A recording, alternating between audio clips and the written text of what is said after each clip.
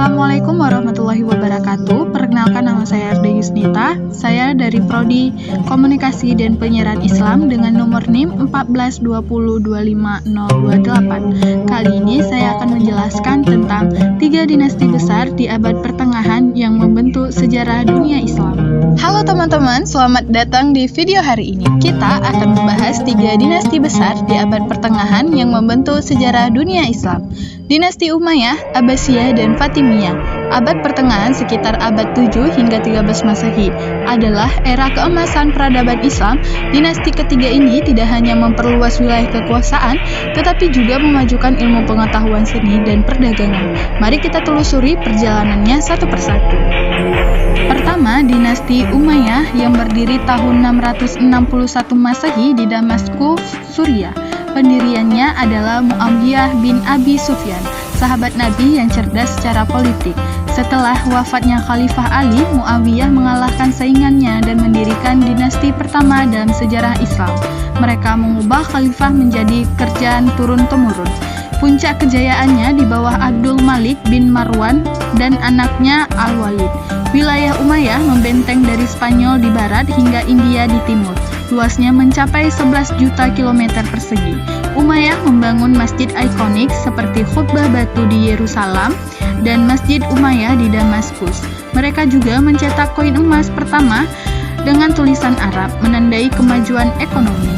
Namun, dinasti ini runtuh pada tahun 750 Masehi karena pemberontakan Abbasiyah akibat ketidakadilan terhadap non-Arab. Umayyah tetap mewariskan fondasi warisan Islam yang luas. Kedua, dinasti Abbasiyah yang menggantikan Umayyah pada tahun 750 Masehi.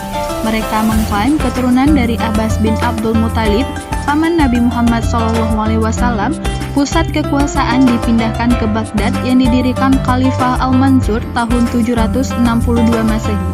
Baghdad menjadi kota paling maju di dunia saat itu. Keemasan Abbasiyah terjadi di era Harun ar-Rasyid dan anak Mamun abad 8-9 Masehi. Mereka mendirikan Baitul Hikmah, perpustakaan raksasa yang menerjemahkan karya Yunani, Persia, dan India.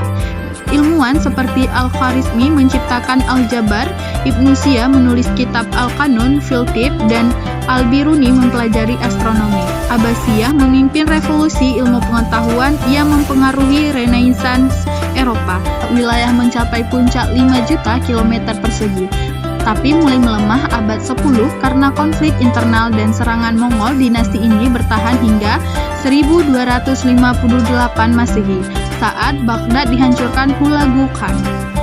Ketiga, dinasti Fatimiyah yang unik karena berdiri di Afrika Utara tahun 909 Masehi oleh Ubaidillah Al-Mahdi yang mengklaim keturunan Fatimah Az-Zahra dan Ali bin Abi Thalib.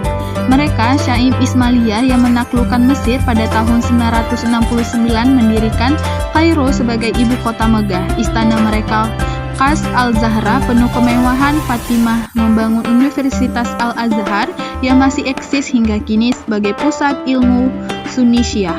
Mereka menguasai perdagangan Laut Tengah dari Silsilah hingga Yaman.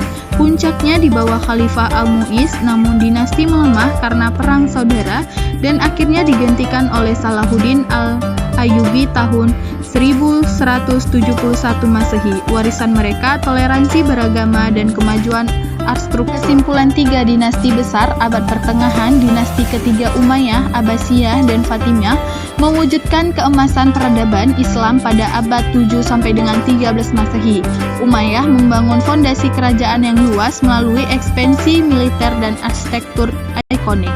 Abbasiyah memimpin revolusi ilmu pengetahuan melalui Baitul Hikmah, mempengaruhi dunia hingga Renaissance Eropa. Fatimiyah unggul dalam perdagangan, toleransi, dan institusi seperti Al-Azhar. Bersama-sama mereka mewariskan warisan abadi, kemajuan ilmu pengetahuan seni dan budaya yang membentuk dunia modern meski runtuh akibat konflik internal dan invasi luar. Setelah 3 dinasti besar abad pertengahan, Umayyah yang ekspansif, Abbasiyah yang intelektual, dan Fatimiyah yang inovatif. Terima kasih telah menonton.